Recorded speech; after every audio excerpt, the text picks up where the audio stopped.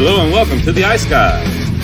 This is the show that takes you into the world of the National Hockey League. Every game, every day, from a betting perspective.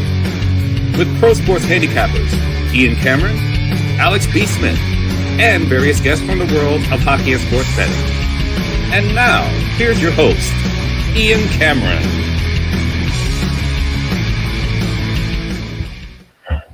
Welcome to the Ice Guys. Sunday, May 10th, Ian Cameron with you. Happy Mother's Day to all the mothers out there. I know Alex is back home in Chicago with his mother on this Mother's Day. We hope all of you have a good Mother's Day out there watching and listening. Appreciate you guys and all the mothers out there for what they do. I know there's a lot of hockey moms in the world, and boy, do they sacrifice for their players, for their boys.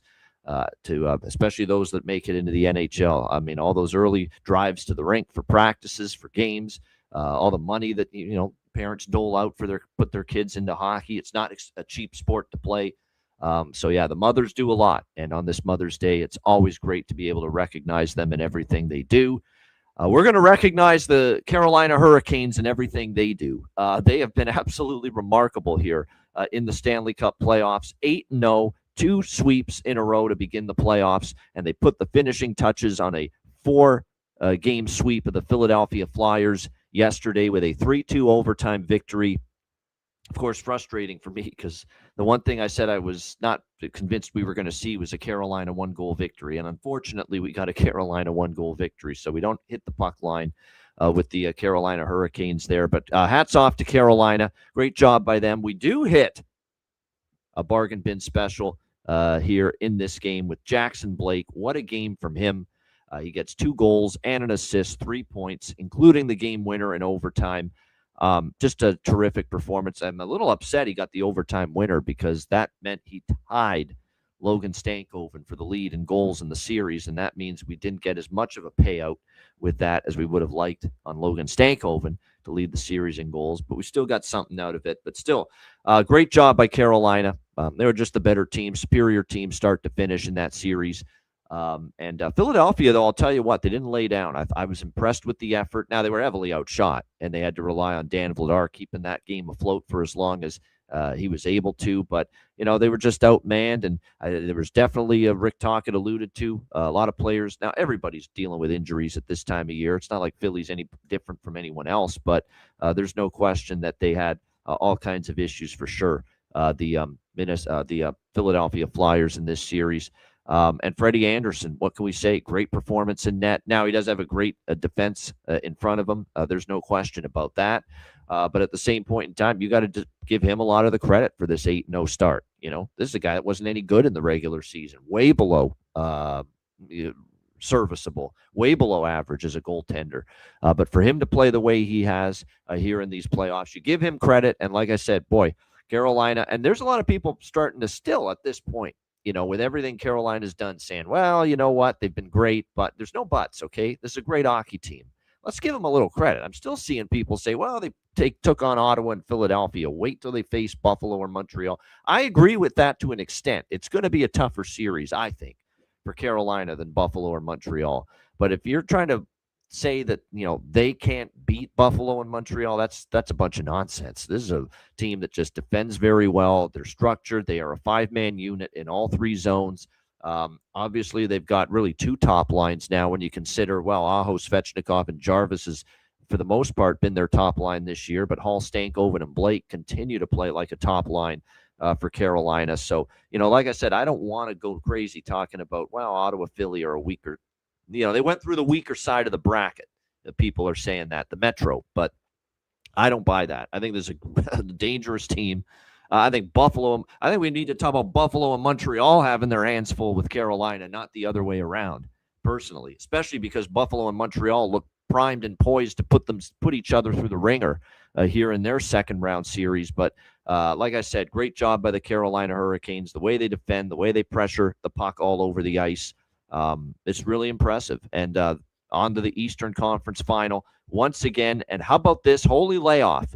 Unbelievably, they are out of their series against Philadelphia, finishing that off in a sweep before Buffalo and Montreal, their next opponent, whoever it is coming out of that series, before that series even gets to Game 3, which will be played tonight, of course, in Montreal. So they might as well book Cancun or Puerto Vallarta or freaking the Caribbean. Whatever you want to, whatever you can do, come up with as a destination for a 3, 4, 5 day team vacation. Why not do it? You're going to have time to do it and get back in plenty of time before the Eastern Conference Final starts. So it is definitely, like I said, going to be a long layoff here we're talking 10, 11 days it could be before the Carolina Hurricanes play their next game. So it'll be interesting to see, like I said, how long the layoff is, how long Buffalo Montreal goes, and like I said, how Carolina plays coming off a even longer layoff than they had following the Ottawa series in the first round.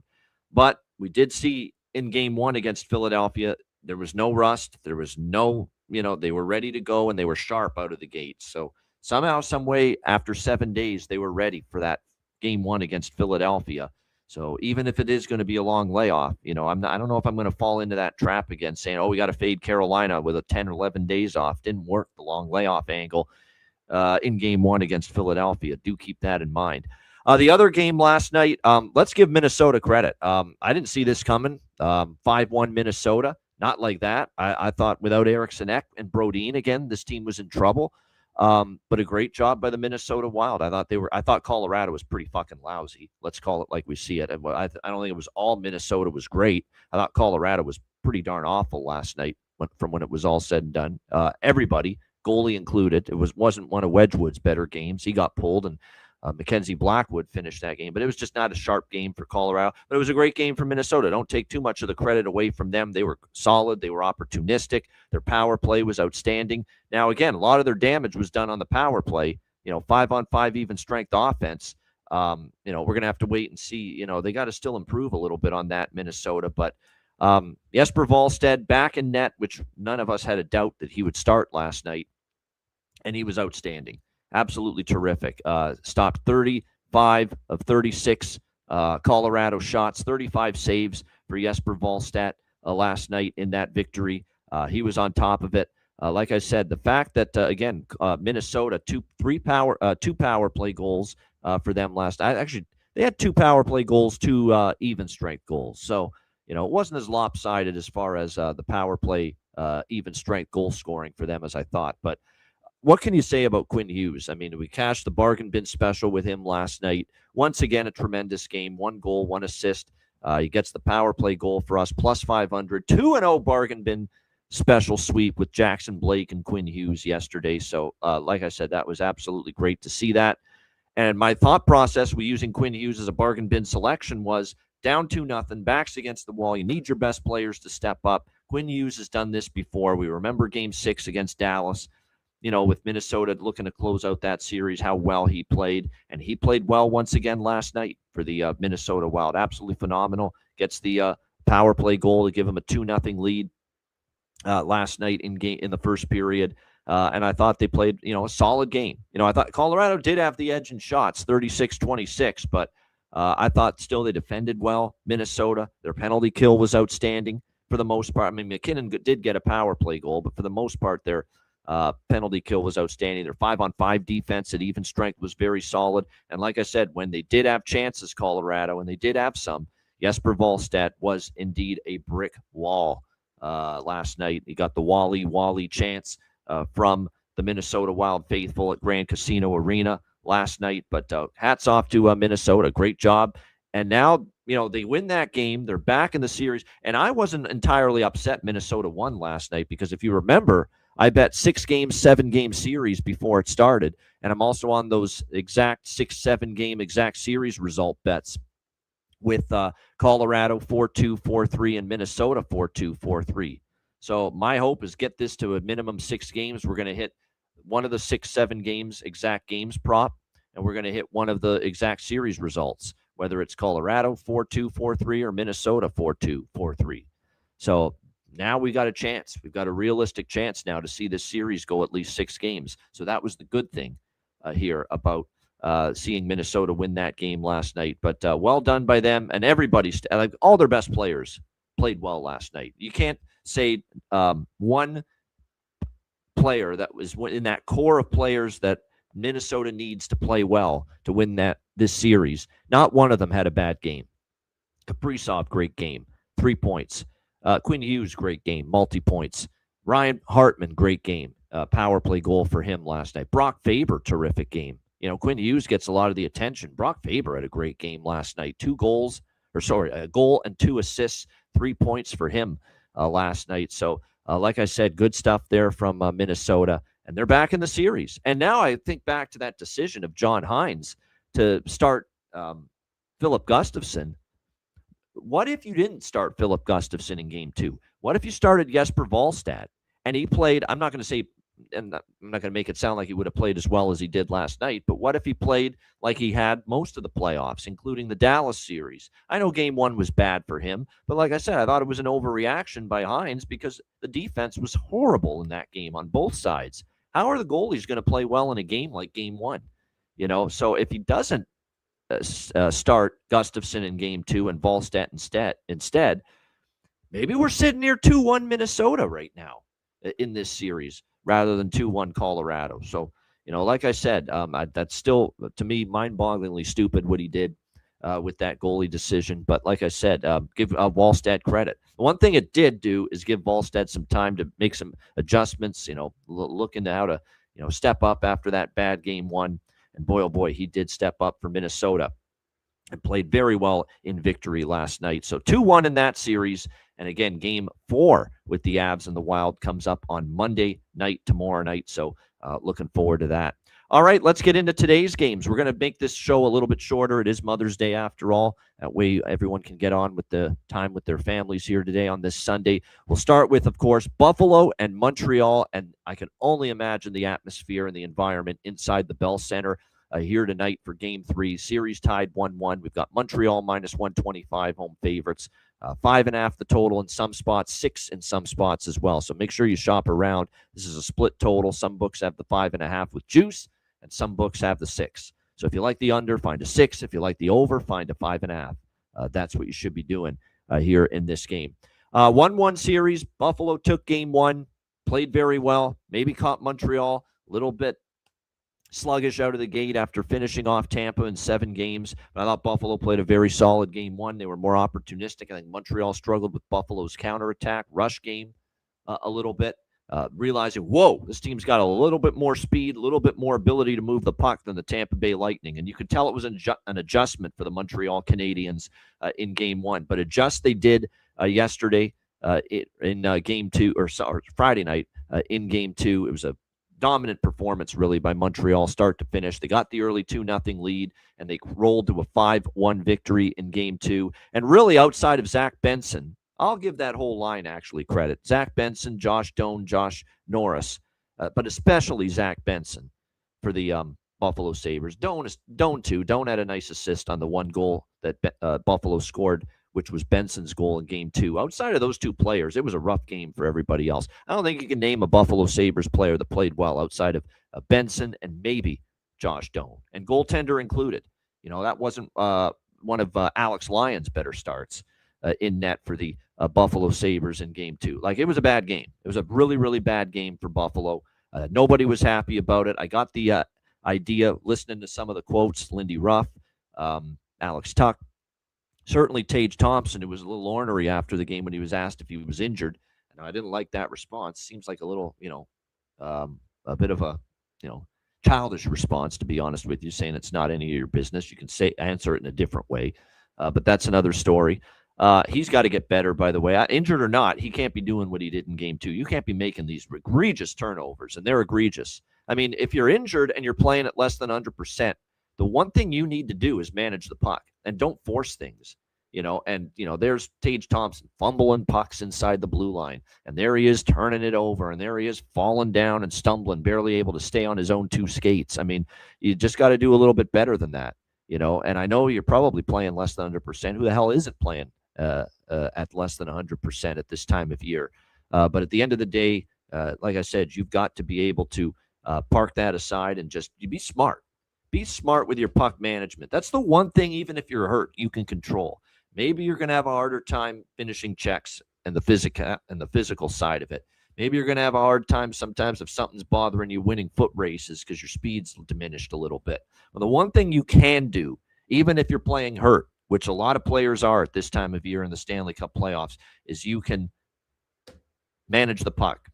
And that was horrific, horrid, brutal puck management by him in Game 2. And it led to multiple Montreal goals directly off of one of his poor puck management decisions in that game. So he's got to step things up. He knows it, though. He's been around the block. He knows that whole line's got to be better, quite honestly, for the Buffalo Sabres. They had the least expected goal share of the Buffalo Sabres team in Game 2, that top line. The shocker, guess which line for the Buffalo Sabres had the greatest expected goal share in Game 2? Oh, yeah, Benson, Doan. What else is new? What would they do without those guys? Seriously, I mean, they've been so good. I'm not just coming on here to singing praises of Benson and Doan because, I feel like it. It's because when you watch the games, these guys are making it happen and stirring it up every time they're on the ice for Buffalo. They're making it happen. They're getting in on the forecheck. They're physical. They're generating opportunities and scoring chances, and they're a menace in the offensive zone, and they've been that way all series so far for the Buffalo Sabres. We think Tage Thompson's elite. I'm seeing people in the chat saying he's not. You're right. His leadership, I think is a little questionable. He's a great goal scorer. He's got a great shot. He's got to elevate. Injured or not, he's got to be better than he was in Game 2. Simple as that. The whole line. I thought Tuck, Thompson, and Krebs, you couldn't find that line with a telescope the other night. Actually, you could, and they were just making mistakes. That line's got to be better. Zucker, McLeod, and Quinn, I thought they were really good as a line in Game 1, not so much in Game 2. The only line that you can say for Buffalo had two great games. Even in the loss, they had a good game in Game 2, and that's, of course, Benson, Doan, and Norris. That line, I mean, I don't know what they do without that line. They've been outstanding. I don't think Dahlin had a great game in Game 1. That's inexcusable to be beaten on the back check on the Newhook goal in Game 2. That really put it away, 3-0. That's not good. That's terrible, and that's your captain, not half-assing it like that. He's got to step up his effort level here tonight in this one. Meanwhile, like I said, Montreal, Game 1, they struggled. Game 2, they had their adjustments. Cole Caulfield is still snake bit. It's incredible. He got a ton of grade A chances in Game 2. Credit to him. He's at least getting looks. He's getting chances. He's getting opportunities. The puck's just not going in the freaking net for him. It's just incredible at this point. It's just, you have to simply just shake your head at this point that Cole Caulfield still hasn't scored a goal for the Montreal Canadiens. He certainly had a bunch of looks in Game 2. Suzuki and Slavkovsky. Suzuki's actually been, offensively noticeable, but Slavkovsky's tailed off after the red-hot start in the Tampa series. Caulfield's given you not much. Ivan Demidov's given you nothing. You've gotten a little bit, though, from Texier and Josh Anderson early on in the playoffs, and Bolduc, Doc, they've chipped in. But the guy that's been the best forward by far for Montreal in this series is Alex Newhook. And I was reading a good article about why all of a sudden is Alex Newhook becoming this goal-scoring prowess here in these last few games. 3 goals in the last 3 games for him. Well, guess what? They've actually taken away some of his face-off duties and some of his defensive. Not saying he's obviously you still want to be responsible defensively, but Marty St. Louis and the Montreal Canadiens have put him in a more advantageous offensive spot within their lineup, and it's unlocked something here because Alex Newhook has been, it seems like every time he's been on the ice these last few games, he has been dangerous for Montreal, and the results bear that out, and if you look at these last 3 games in particular, 3 goals, he's had 4 shots on goal in each of the 2 games of this series against the Buffalo Sabres. So you're seeing his offensive game coming to the forefront here. It was one of these games where, Jakub Dobiš wasn't at his best in Game 1. He bounced back in Game 2. Alex Lyon, to me, that was one of his weaker games of the playoffs in Game 2. We would expect him to bounce back here tonight. The bottom line is with where I'm going tonight in this game is this is a game that, to me, has a long, competitive, back-and-forth feel to it. Zigzag theory, a punch-counter-punch type of series. We've seen it already. Buffalo in Game 1. Montreal made their adjustments. Montreal was just a little touch hungrier and more urgent, I would say, in Game 2 and tied up the series. And now I think the pendulum swings a little bit here. We got a Buffalo Sabres team that, like Montreal, going into Game 2, where we talked about how Montreal had not lost 2 straight playoff games. We have the Buffalo Sabres entering tonight. They have not lost 2 straight playoff games. We've also talked about how Montreal has been a great road team going into Game 2. 3 road wins in Tampa. We could trust them to win big games on the road. We could say the same thing about Buffalo. 3-0 on the road against Boston, a Buffalo team that was very, very good on the road all season long. So we've got, again, Game 2, we backed Montreal because they were on the road where they've been good. They're off a loss where they were undefeated, and they got the job done, Montreal, in Game 2. For me tonight, it's time to go the other way. Buffalo off a loss. Buffalo making the adjustments. Buffalo's the team that's pissed off. Buffalo's the team, like I said, off a loss, undefeated off a loss, on the road where they're 3-0 in the playoffs. I'm going with the Sabres here tonight. Plus 105 in this game. Like Buffalo, first goal, first period, and Buffalo goal in the first period for a little bit of a sprinkle as well. But Buffalo plus 105. And again, 5 to 5.5. I took another over 5.5 here, minus 130. Again, barely got there with Game 2, 6 goals, 5-1. But that's the importance of getting a 5.5 if you like the over here in this game. And it's just really, really simple for me. 2-0 to the over, 5.5 in this series already. And it is now 11-1 in the last 12 meetings between the Habs and Sabres. 11 of the last 12 have had at least 6 goals between the two teams. So, like I said, Buffalo here, I think, has got a chance to bounce back. They're undefeated on the road in the postseason. Now they make their adjustments. And it's not like Montreal. And again, not only is Montreal lost 2 of their 3 home games in the Tampa series. We talked about before this series started how it was a road team-dominated series head-to-head between the Sabres and Canadiens. Montreal won more of the games in Buffalo, and Buffalo won more of the games in Montreal head-to-head between these two teams. So I'm on Buffalo here, plus 105. I think they do have a much better performance, and I think the value's now with them. I definitely think the value side here is win or lose is Buffalo, and that's kind of what you're betting in the playoffs. It's not just who you think's going to win. Obviously, you want to cash your ticket, and I do think Buffalo does win this game. They've been a great bounce-back team and a great road team, but it's also the value in the line. And to me, the value in the line is now shifted to Buffalo. It was with Montreal in Game 2, clearly, because they were been good on the road. They were off a loss, and they were getting a nice plus 110, plus 115 in that game. And now I think the value shifted to the Sabres here in Game 3. So Buffalo plus 105. We'll dabble a little bit less than that. The money line bet is the major bet, but the smaller bets on the Buffalo first goal, first period, and goal in the first period, and also over 5.5, minus 130. As far as props for this game with Sabres and Canadiens, I'm just piling up more prop bets on the best line for Buffalo, and it's not been Tage Thompson and Peyton Krebs and Alex Tuch. It's been Zach Benson, Josh Doan, and Josh Norris. Zach Benson, goal prop, 100%. He scored in 3 of the last 5 games. He got their only goal in Game 2. Definitely like that. I like Alex Newhook for Montreal, plus 450. It's time to recognize he's also been one of the leading players for Montreal in expected goals in this series for the Habs. He's been a threat. He's feeling confident right now. He's scored now in 2 of the last 5 games.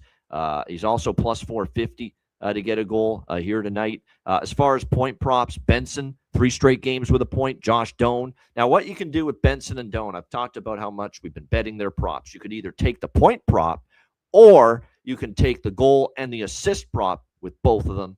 It's the same thing. It's the same thing. It's either you bet the point prop or you bet both the goal and the assist prop with both of them. Josh Anderson, point. I'm going to sprinkle in that at plus 215. He got a point last game. That's something to keep in mind. I'm going to keep back. Now, I used Lane Hudson as a bargain bin. I think it was the other night. I think it was Lane Hudson on Friday in Game 2. He didn't score, but boy, he had some looks, and he is shooting the puck more than I've seen him in the past. So, I definitely don't mind looking in that direction too for a down the board shot with Lane Hudson as far as a goal prop is concerned. Tessier, Bull Duke, Doc are players that have stepped up at times here in the playoffs for this Montreal Canadiens team as well. That's definitely something to keep in mind, no question. But like I said, Nick Suzuki's on a 3-game goal-scoring streak here in the playoffs. That is something to keep in mind as well. I think at this point with Cole Caulfield, I mean, I know there's people that have spent 2, 3, 4 games in a row saying, oh, I'm going to take Cole Caulfield tonight. He's due. He's finally going to get one. Well, now it's at the point where show me at this point. Show me that you're going to get one. Yeah, Bo Byram I like too. Steve in the chat's mentioning Bo Byram. Yeah. Bo Byram, like I said, he had a great game one. I think his offense from the blue line matters, especially if Buffalo's going to win. Him chipping in from the blue line, is going to be very important, I think, for this team, without a doubt, no question. So I like that. I don't mind Jakob Dobish over saves tonight either for Montreal. I think that could go over the total. It did in game 2, even though Montreal was ahead 5-1. So Dobish over saves could be something to consider here as well tonight going into this game. Mike Matheson's gone over 2.5 block shots in 2 straight for Montreal, as has Connor Timmins for Buffalo, over 1.5 shots on goal in 2 straight games. And then shots on goal just overall. I know Jonathan mentioned it. Alex Newhook, yeah. I mean, 4 shots on goal in each of the first 2 games of this series. And you can get a plus price essentially on just over 1.5 shots on goal for Alex Newhook tonight. I mean, take advantage of that. There's been no adjustment to it whatsoever. None. I mean, 4 shots on goal in game 1, 4 shots on goal in game 2. And the guys out there still, Alex Newhook, his shots prop is like 1.5 at plus money. There's no adjustment to this. That's the beauty of looking at player props in this sport. The adjustment's not going to be right away. It never is with this stuff. Never. So you can still get plus price with Alex Newhook over 1.5 shots on goal here tonight. That's cashed in 2 straight. Talked about how Lane Hudson's been shooting the puck more. He's gone over 1.5 shots in both games in this series, as has Noah Dobson on the blue line here for the Montreal Canadiens, over 1.5 shots on goal. Is a reasonable price for him as well. Nick Suzuki's gone over 2.5 shots in 3 straight games. It's a little pricey on Josh Doan, but he's gone over 1.5 shots on goal in 3 straight playoff games. And Rasmus Dahlin, over 2.5 shots on goal for Buffalo in 5 straight playoff games. And you only have to lay about -115, -120 here in this one. So those are all props that I think that I've mentioned here, whether it's shots on goal, goal prop, point prop, you name it, that I think are all interesting here and worth a look. All right, let's go to the second game of tonight's doubleheader. Vegas Golden Knights, Anaheim Ducks. Vegas -120, road favorites. The total here sitting at 6.5 across the board. And of course, now we've got this Vegas Golden Knights team up 2-1 in the series, fresh off obviously a tremendous victory against Anaheim in Game 3. It's weird because Anaheim actually had control of the game. They had the better chances, more shots in Game 1, but the special teams was just so lopsided in the first period that it just killed Anaheim. It just took them right out of the game. That power play time that they had early, they didn't do anything with it. It was an awful power play again for Anaheim. And then, of course, Vegas gets a shorthanded goal there. And then a power play goal right at the end of the period. And next thing you know, bam, 3-0. You weren't terrible at 5-on-5 even strength, but you were beyond terrible on special teams, and you were out of that game. And you were out of that game in a hurry as far as that's concerned.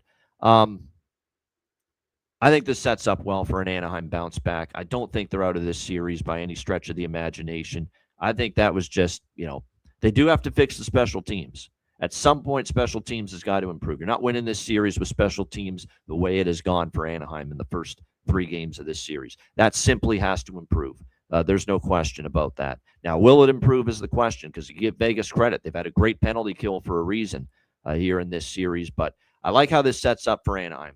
They got bashed in pretty good at home. They were out of that game after the first period. They ended up losing. What was it? I think it ended up 6-2, 5-2 the other night in game 2. But yeah, it was an ugly night. It was 6-2. It ended for Vegas. That Lukas Dostal was pulled, and rightfully so. I hated the second goal. Like the second goal from Braden McNabb, short-handed. That's got to be stopped. That was not good from Lukas Dostal. So I don't mind the Coach Q decision to take him out, give him some rest. That's another thing, too. Gives him some rest. Not only physical rest, mental rest for a Game 4 that's now very, very important here for the Anaheim Ducks. There were people actually wondering if Dostal was going to, you got to have rocks in your head if you didn't think Dostal was going to start again tonight here in Game 4. You're not putting Billy Husso in, I can tell you that. no doubt. But like I said, this is Anaheim's turn to respond. For a young group, I've been impressed with how they've responded to setbacks here in the playoffs. This is another team. We've talked about it, these teams that haven't lost 2 straight games in the playoffs. Montreal's one of those. Buffalo is one of those. Anaheim is one of those. This team has not lost 2 in a row here in the playoffs so far. They've been a team that's responded to setbacks. They've been a team that's responded to adversity. They've been a team that's responded to defeat. I think they responded to defeat again here tonight. I like this price. This is the value to me, win or lose, is Anaheim now. They're a slight home dog. Really, that was only their first home playoff loss the other night against Vegas after winning every home game against Edmonton. So like I said, I think when you look at this game, I like Anaheim here to bounce back. I'm not giving up on them. This is an important game. I will say this. Vegas is too good a hockey team, I think, to think that Anaheim's going to win 3 in a row against them. If they go down 3-1 tonight, I think they're done. I do. Now, look, teams have come back from 3-1 down before, but this is still a team where you have to give the veteran edge and the experience edge to the Vegas Golden Knights. I can't see a scenario where they lose 3 in a row in this series if they happen to go up 3-1 here tonight. So this is very important here for the Vegas Golden Knights. And yes, Mark Stone is a big deal.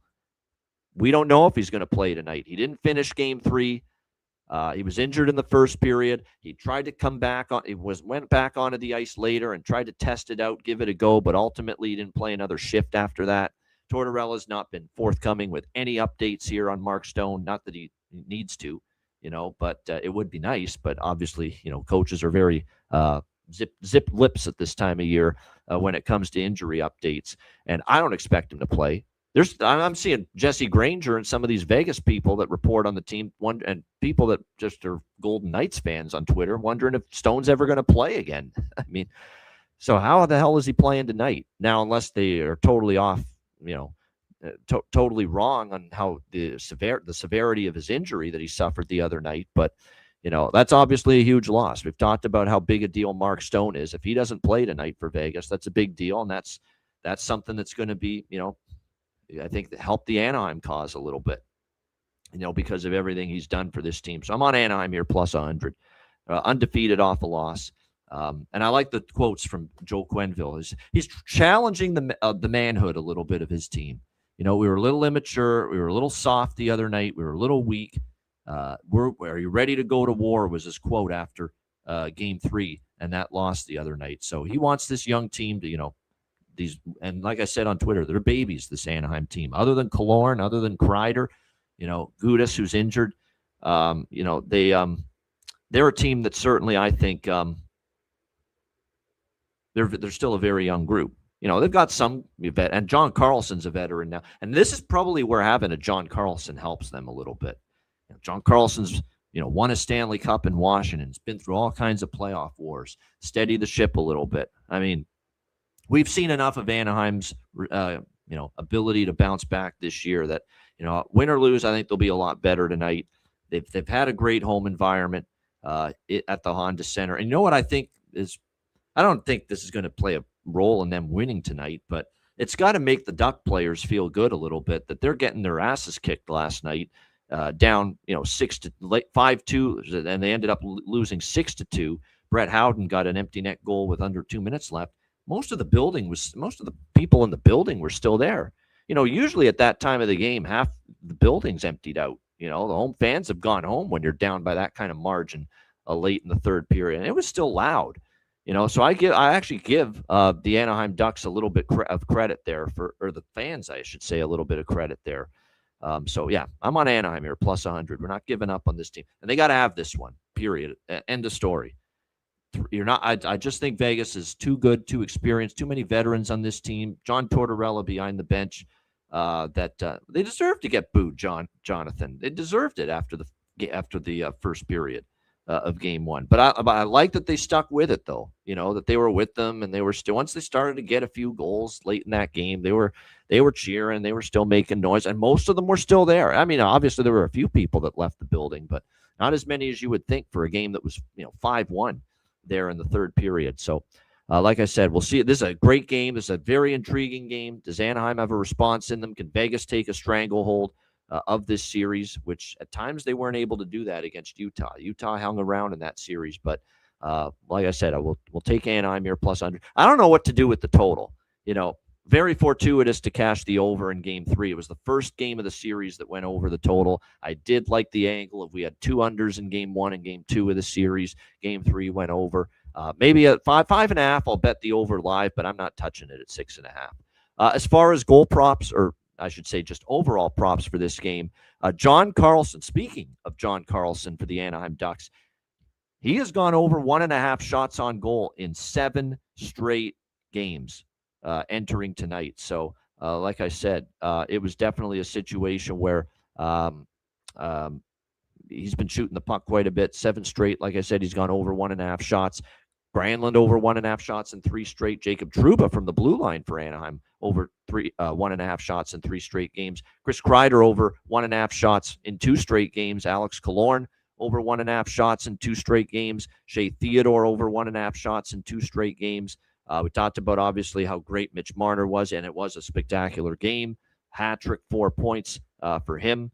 Maybe you got to start looking at goal props for him because we think of him as an assist man, but he certainly had no problem finding the back of the net here so far in the playoffs. He's right there with a bunch of other players as far as leading points in the Stanley Cup playoffs so far. No question, he's been great for Vegas so far. Point props. We've got Kreider, 2 straight games with a point, and you're getting even money. Our guy Seneca. Beckett Seneca, 2 straight games with a point. Leo Carlson, 2 straight games with a point, although that's pretty juiced. Shea Theodore, continues to be very, very reasonable with his point prop. I mean, 4 of the last 5, 6 of the last 10, he's gotten a point. 2 straight in this series, he's gotten a point, Game 2 and Game 3, and you're laying a reasonable price for Shea Theodore to get a point. We now have back-to-back games with a goal, speaking of Seneca, back-to-back games with a goal for him. Entering tonight. I'm back on the Brett Howden Express, of course. You can't be shocked by that.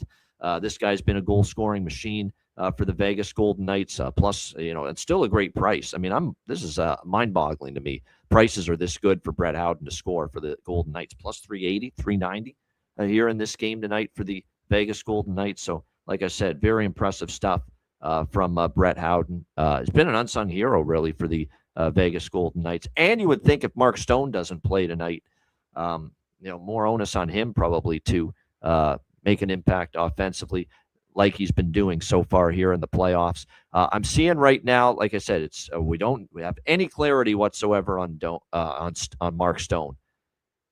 I could see him playing tonight. I could see him not playing tonight, being day-to-day. I could see a scenario, too, where because a lot of Mark Stone injuries, they end up being week-to-week. And they end up being longer term than you think. So I think there's all kinds of possibilities up in the air. We just have no clear idea of just how severe the injury is, and John Tortorella, and that's his right to do it, is not being forthcoming with the specifics. But at the end of the day, if I had to guess, I'm saying he's not playing tonight. I think it's not a long-term injury, but I do think it's going to be one of these deals where they go day to day from here and see if he's obviously good to go. It's unfortunate. It really is. And that's why if Stone's out, to Jonathan's point, you've got to be able to take a look at who's going to fill that spot. I would think Dorofeyev as well.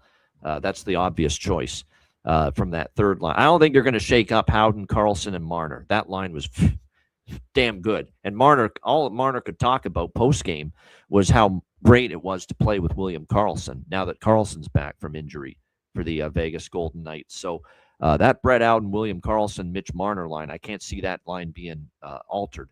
So if Stone's out, I think it's Dorofeyev's going to get plugged in with Eichel and our guy Close Shave Barbashev. Yep, I think Dorofeyev will be the one to go up on that top line here tonight for the Vegas Golden Knights. And then quickly, as far as blocked shots, Braden McNabb, 3 straight games over 2.5 blocked shots for the Vegas Golden Knights.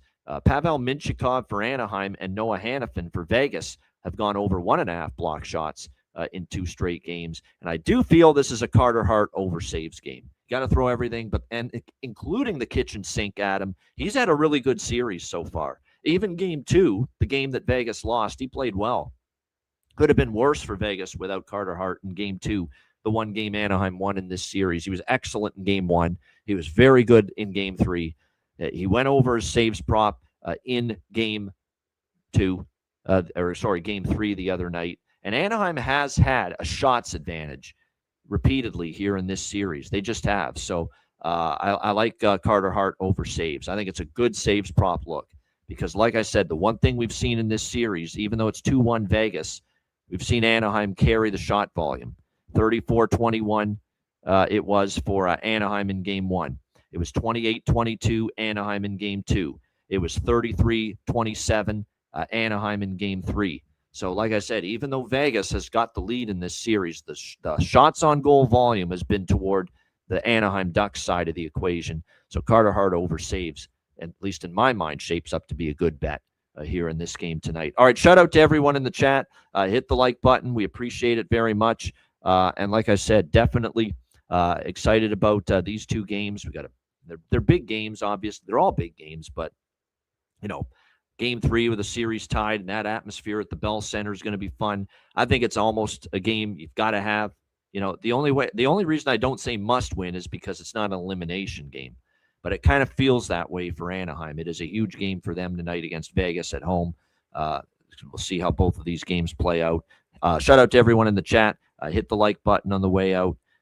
Jonathan, players love Carter Hart, and at the same time, they say Adin Hill's been an excellent teammate. This is not a bad teammate issue.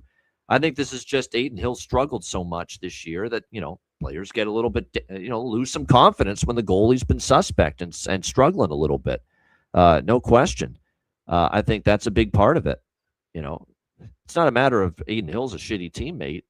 Adin Hill's been a shitty goalie, not a shitty teammate, but a shitty goalie, for a decent chunk of the season. And when that happens, you don't play with as much confidence defensively. See, I think Vegas is playing with greater confidence defensively because Carter Hart's making some big saves for them right now. The kind of saves that throughout different parts of the season, Adin Hill was not delivering for them. Sometimes it's really that simple.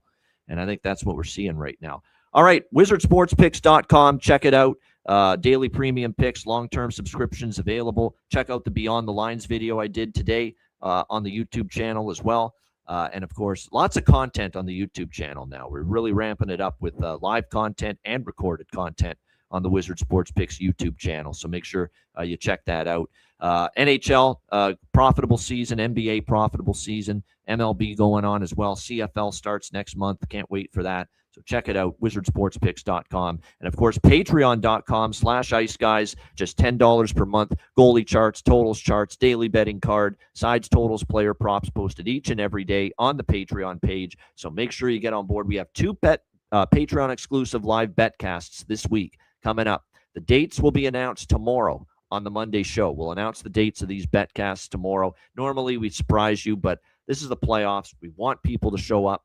We want people to be in the YouTube chat, on the stream, tuning into these betcasts if they're Patreon members. So we're making an adjustment and saying we'll announce the betcasts as soon as we announce, we confirm the dates. We've definitely got the one date for sure confirmed for this week, one of the two betcasts, and I'm pretty sure where we're going with the other one, but we'll announce that tomorrow. The dates of the two Patreon exclusive live betcasts that are coming your way this week. So looking forward to that. And again, the only way to tune into those betcasts and join us for those betcasts is becoming a Patreon Ice Guys member. So go do that if you haven't done so already. $10 per month. Your membership goes a long way to supporting the show and keeping it going long term. $10 per month over at patreon.com/iceguys. And make sure you check out the Ice Guys store. Get your gear and merch at the Ice Guys store over at iceguys.myspreadshop.com. All right, bargain bin special of the night and best bets coming up right after we hear from our great Ice Guys sponsors.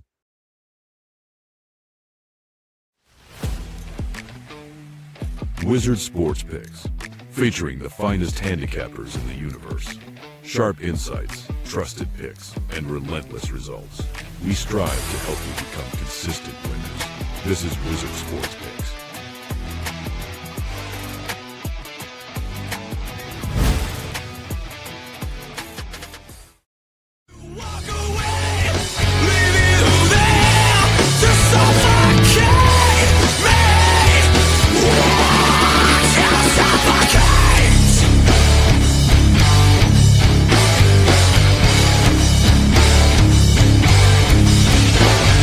Please for the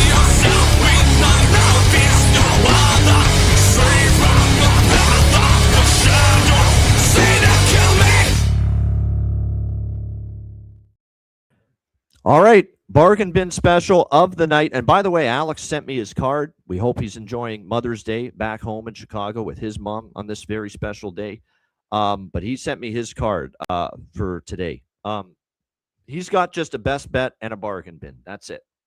Best bet and a bargain bin. And for bargain bin, we don't just have one Smith giving us a bargain bin special today. We have two Smiths giving us a bargain bin special. Alex's mom has chipped in with a bargain bin special selection for tonight. And she has cashed some of these before. I don't know the exact number, but Alex's mom has cashed bargain bin specials before on this show. So, like I said, keep in mind how this goes with Alex's mom's bargain bin specials. She's cashed some of them before. We'll see if she's got another winner in the repertoire here tonight. But we'll start with Alex's bargain bin first. And Alex is going to go with Phillip Danault for the Montreal Canadiens at plus 800 to find the back of the net in Game 3 tonight. So Phil Danault for the Montreal Canadiens, plus 800 for Alex B. Smith and his bargain bin special of the night. And Alex's mom's bargain bin special of the night is also from that game, and it's also a member of the Montreal Canadiens. It is Kirby Dach for the Montreal Canadiens, plus 550, the best price out there right now for Kirby Dach for the Montreal Canadiens. So there you go, Alex B. Smith with Phil Danault, plus 800, and Alex's mom going with Kirby Dach, plus 550 for bargain bin specials of the night. I've got two bargain bin specials, one from each game. And I've got a Montreal, even though I'm on Buffalo and I like Buffalo, I always say this, doesn't mean you can't like props for the other side. I'm on a Montreal Canadiens bargain bin special tonight as well, and I'm on Alex Newhook, plus 475. I think he's been one of the most dangerous forwards up front in this series through two games. The numbers don't lie. Expected goals generated, Alex Newhook. Obviously, he had the 2-goal game the last game, 3 goals in the last 3 games for Newhook going back to Game 7 against Tampa Bay. 4 shots on goal in each of the first 2 games of this series, plus 475 for Montreal. Alex Newhook, my bargain bin special from that game. My bargain bin special from Vegas, Anaheim. It's Brett Howden again. I got to do it. I mean, it's just been money. So again, this is another game. I like Anaheim in the game. It doesn't mean I can't bet Vegas props, and it doesn't mean I can't use a Golden Knight for bargain bin special. And I think it's just crazy not to use Brett Howden once again for bargain bin special of the night. You can get plus 380 for Brett Howden to find the back of the net. He got an empty netter in Game 3. He's been a scoring machine for the Golden Knights. So Brett Howden, plus 390. Vegas and Alex Newhook for Montreal in the early game. And that one was plus 475 for my 2 bargain bin specials. 2-0 yesterday with bargain bin special of the night on Saturday. Hopefully we can add to it here tonight. All right, best bets. We'll start with Alex's best bet.